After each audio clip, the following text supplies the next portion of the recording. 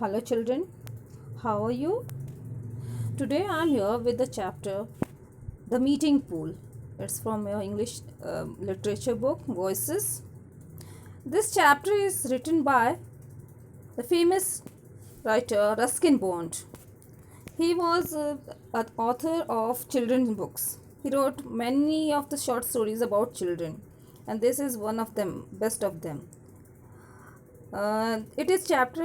In this chapter, you'll find that there were three friends: Somi, Anil, and Rusty, who is Ruskin Bond himself.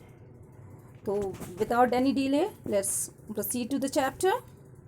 It was Somi's idea that we should meet at the pool in 10 years' time.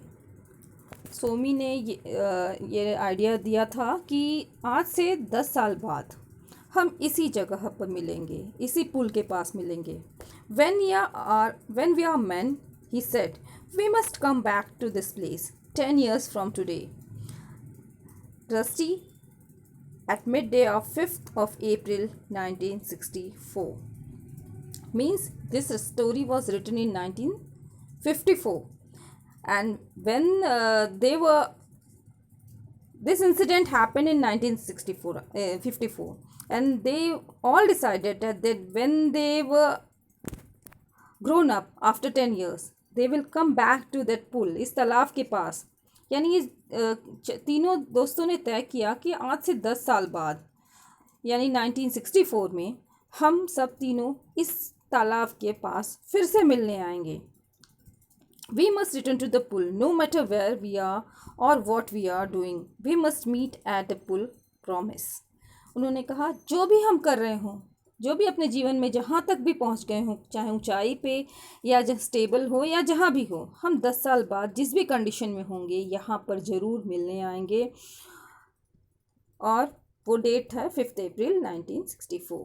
सबने promise किया था. Promise I said, I means Ruskin bond.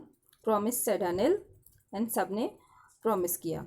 It was a school boys pledge and made in a deadly earnest. एक स्कूल के बच्चे का pledge था. जैसे कि आप सब स्टूडेंट्स हो, आप सब जानते होंगे कि आप लोग जोश में बहुत सारे प्लेजेस करते हो. बाद में शायद वो कंप्लीट कर पाओ ना कर पाओ, वो बात अलग है, लेकिन वो बहुत दिल से प्लेज किया जाता है. बहुत दिल से आप उसको प्रॉमिसेस आप करते हो. As a boy we usually means the things that we say. और जैसे बचपन में हम दिल के साफ सब होते हैं, तो हम जो कहते हैं मतलब दिल से कहते हैं. हम प्रॉमिसेस झूठे नहीं कहते हैं, भले वो पूरे हो ना हो, लेकिन हम जो चीज़ सोचते हैं हम दिल से सोचते हैं. तो we usually mean the things that we say. And so we shook hands on it and dived back into the water. और वही प्रॉमिस करके फिर हम, जैसे कि रोज़ाना जो हमारा काम होता था, हम पानी में कूदते थे, खेलते थे. ये उनके स्टडीज़ का आखिरी साल था. उसके बाद उन्हें अलग अलग जगह पे पढ़ने जाना था, इसलिए उन्होंने ये प्रॉमिस किया कि 10 साल बाद हम फिर से यहाँ मिलने आएंगे. और इतना प्रॉमिस करने के बाद वो पानी में फिर से उन्होंने छलांग लगा दी, नदी तालाब में छलांग लगा दी और तैरने लगे. अब इस पुल के बारे में जानते हैं. The pool had been discovered by me a few months earlier.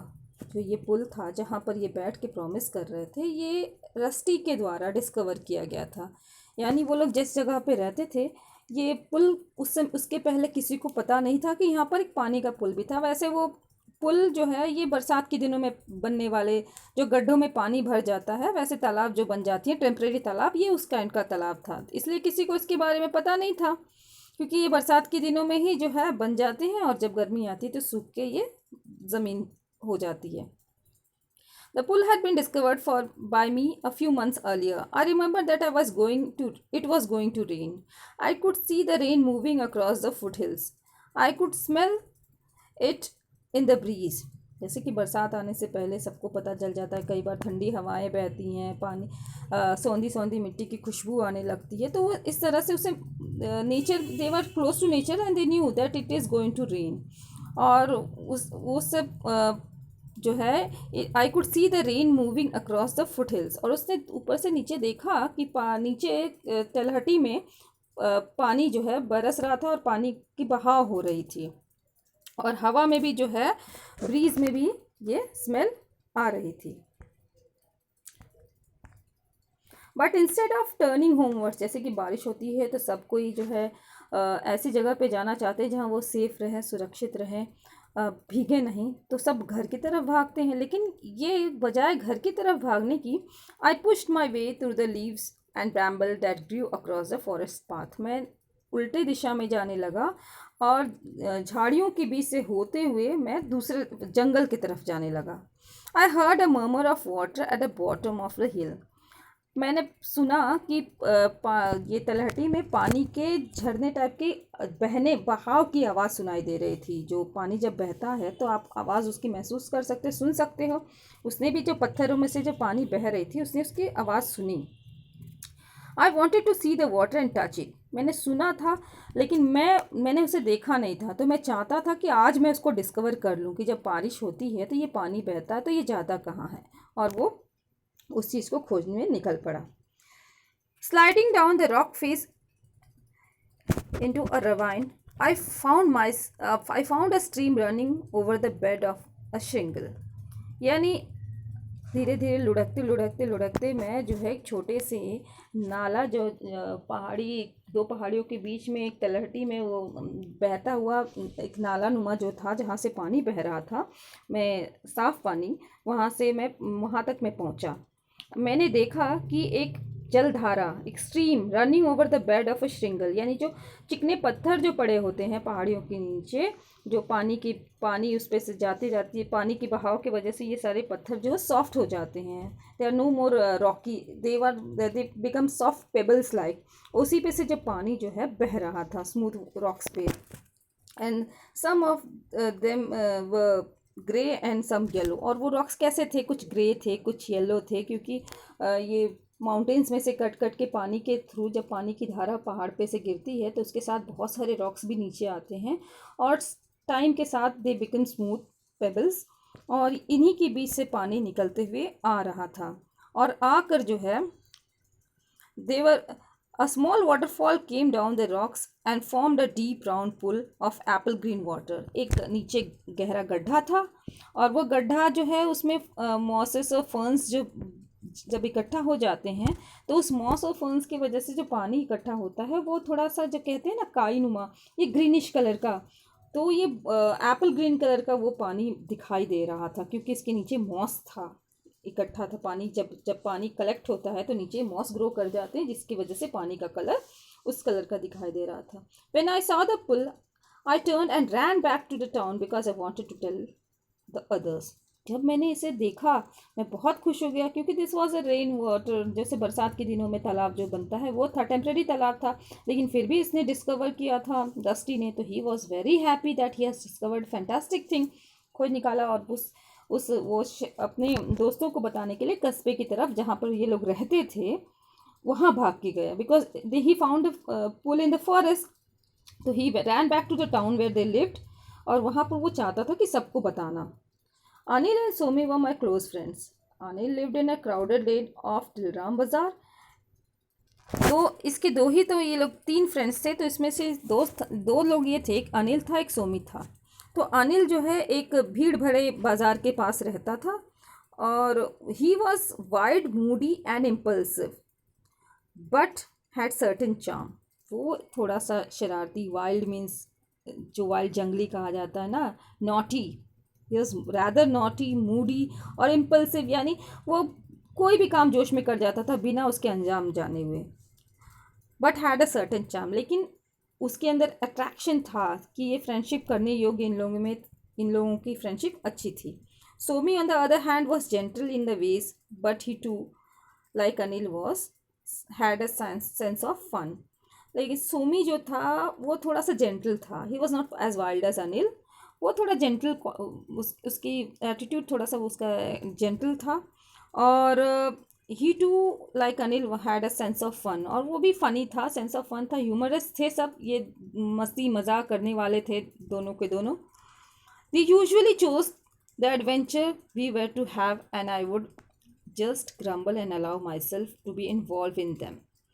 जैसे कि ये दोनों थे, इनको एडवेंचर पसंद था, रोज़ कुछ ना कुछ नया नया करना था, क्योंकि ये नेचर वहाँ रहते थे, पहाड़ों पे रहते थे, पहाड़ों पे बहुत सारे एडवेंचरस चीज़ें होती थी। कभी फॉरेस्ट में चले गए, कभी ऊंची जगह से छलांग लगा लिया, कभी माउंटेन चढ़ना है, जैसे भी एडवेंचर करना है, जो भी शरारत करना है, ये सब दिन भर इनका मस्ती खुराफात करते रहते थे।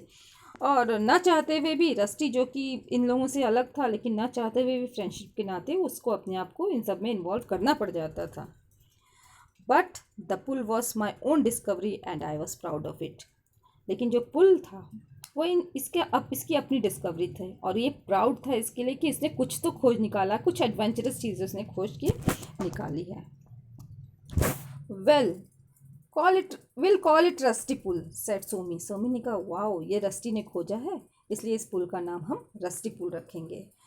And remember it's a secret pool, no one else must know about it. उन्होंने कहा कि अब एक बात हम तीनों ध्यान रखेंगे कि हम तीनों के अलावा हम इसके बारे में किसी को नहीं बताएंगे। ये एक सीक्रेट पुल होगा, क्योंकि ये हमारे लिए एक स्पॉट हो जाएगा जहाँ पर हम अपने सीक्रेट शेयर करेंगे, मस्ती करेंगे, कोई हमें हिंडर करने, कोई हमें डिस्टर्ब नहीं करेगा। I think it was a pool that brought us together more than anything else. दोस्ती में बहुत सारी चीज़ें लोगों को करीब लाते हैं लेकिन ये पुल ऐसा था कि जिसके डिस्कवर होने के बाद से इनकी फ्रेंडशिप और गहरी होती चली गई, क्योंकि इनका दिन शुरुआत ही यहाँ से होता था और लगभग दिन का ज़्यादा most of the time they spent here. Somi was a beautiful swimmer. Somi जो है बहुत टैलेंटेड था और बहुत अच्छा स्विमर था। He dived off the rocks and went gliding under the water like a long gold fish. वो ऊपर से जो है रॉक्स पे से, यानी चट्टानों पे से, ऊंचाई की चट्टानों पे से जंप करता, ग्लाइड करता नीचे, और पानी में जो है अंडर वाटर बहुत दूर तक वो जो है अंदर ग्लाइड करते हुए, जैसे फिशेस स्विम करती हैं, बहुत ग्रेसफुली वो स्विम करता था।